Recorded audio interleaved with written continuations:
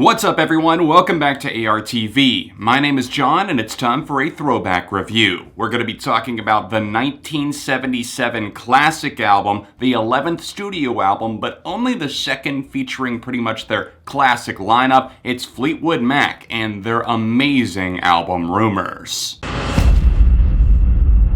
Now this is a redemption review. If you're not familiar with what that is, it's where I redo one of my old reviews that I did early on in my career because I don't feel that I did it justice, or else I feel that I got it wrong. And in this case, I only did a 3+ minute review initially, and I totally just didn't do it justice. So here we are today. This is a record that shaped and influenced me in so many ways. It's one that my parents actually allowed me to listen to early on, and they were very strict over my music listening habits. So I'm grateful that I did get to experience this from the time that I was a child to now, and I appreciate the depth and the nuances of it even more to this day. Rumours was recorded at a very interesting time in Fleetwood Mac's career. Mick Fleetwood and Stevie Nicks were about to start having their affair, or else it was still going on. I don't know all the details there, nor do I want to. The drug use in the band was starting to ramp up, and I do feel that that came out in the songwriting.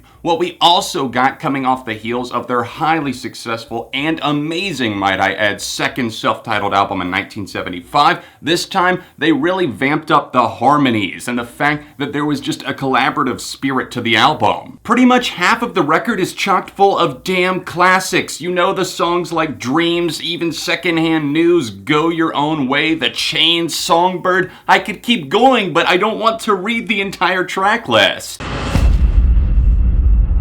The collaborative spirit is what makes Rumours so much fun to listen to and is what keeps its appeal over time. You might come to it for some of those sharp guitar lines like on Dreams, or You Make Loving Fun, or even something a little bit different and more unique like Gold Dust Woman. Lindsey Buckingham is always adding something new to the mix. Or maybe perhaps you love John McVie's bass that just grooves in the background and gets funky on some of these tracks. I think one of the most prominent uses that I see now at this point in my life is Dreams, because it is so much fun to sink your teeth into that, and it's one of those tracks that you just appreciate more and more over time. It's something that you hear it and all the worries of life go away. Christine McVie adds a lot with the vocal harmonies and of course coming into the spotlight occasionally with her voice, but it's no secret that the star of the show is Stevie Nicks. Whether she's being more emotive with her voice on Oh Daddy, the saddest song on the record, where it feels like she can't overcome this lover in her life, she doesn't feel her own self-worth and cannot leave this man, or perhaps on Secondhand News, where she's just feeling more open-spirited and like she's feeling the vibe. The almost scatting on that track is just so much fun to sink into. The guitars are relentlessly catchy as well. There's just a buzzing electricity about the record in general. One does not simply have negative feelings on Fleetwood Mac's Rumours. There are no negatives for me to call to attention here, but the positives are pretty much everything I've been saying up to this point. The harmonies are amazingly well done, well layered. The production is just so smooth, absolute perfection. It just cuts like butter and you want to keep playing it over and over again. The guitar lines are absolutely just so not lukewarm, but just there in the mix. It's like you're sinking into the ocean and it's the perfect temperature. They still manage to have an eclectic mix of songs while having them all feel like they belong on this album. It clocks in at the perfect length, just under 40 minutes, 11 tracks, and every single one of them feels so important. The slower tracks like Oh Daddy and Songbird, and also the more fun ones like Dreams, Secondhand News, and even Never Going Back Again, which is short, simple, and to the point.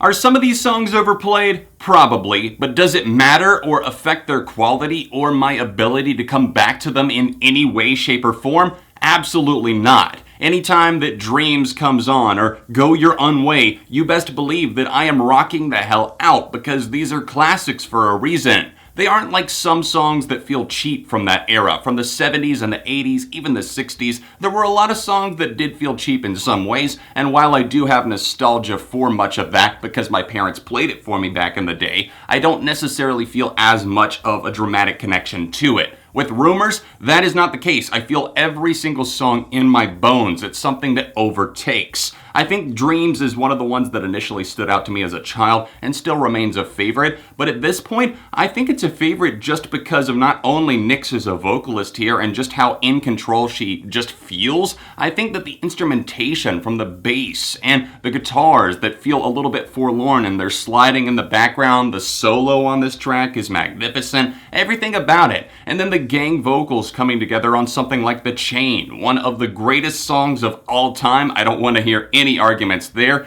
It's something that starts off with that stomping drum rhythm, the claps, and then adds in the guitars, and that chorus is absolutely iconic. I could continue on and say that about other things too, but I don't want to keep using the word iconic, classic, because it would apply, but I'm repeating myself. The point is that going through this record is like a trip every single time, like I'm packing up for vacation, and you make several stops along the way. The emotive Songbird is absolutely incredible, and it kind of makes you look at your own life. And then something like Never Going Back Again sees you maybe talking about a different time in your life and you want to move on. Secondhand News is a fun track that can have you singing along. That's like your road trip start right there. And then by the time you get to Oh Daddy and Gold Dust Woman, you're really starting to think about life a lot more. And there's so much packed in between. So many different melodies, so many different amazing songs that I will never get out of my head. From Don't Stop Thinking About Tomorrow to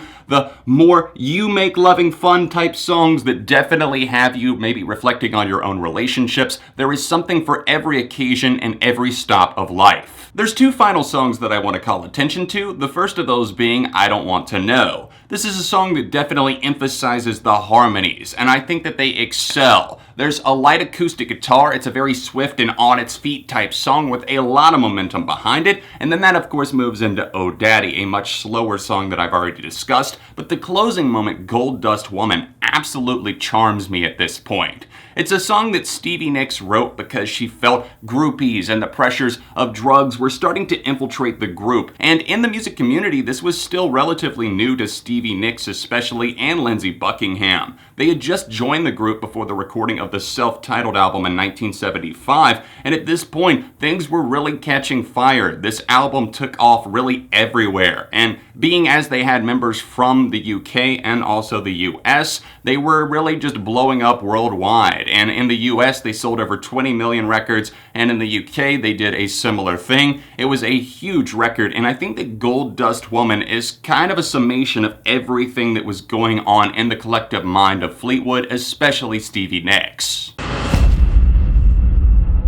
Fleetwood Mac's Rumours is obviously a certified classic, and you'd be a fool to think that I would give this anything less than a 5 out of 5 perfect score. This is a record that shaped and molded me in so many different ways, very influential, a gateway drug, if you will, to lead me to other music, especially from that time, and it's something that I feel if you haven't experienced in full, then what are you doing with yourself? You can also check out the Super Deluxe, but I will link to the standard in the description down below so you can revisit, stream it for yourself, and have fun with these songs and just feel all of the feelings.